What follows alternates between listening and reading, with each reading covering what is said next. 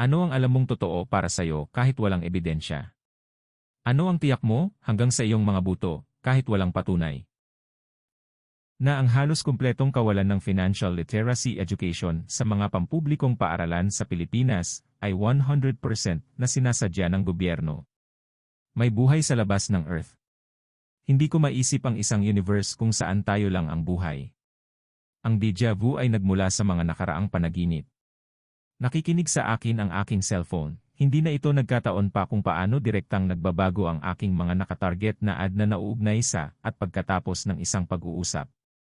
Sinasabi ng mga tao na mas predictable lang tayo kaysa sa inaakala natin, ngunit may binanggit ako na hindi ko naisip sa loob ng maraming taon at naroon ito sa Instagram.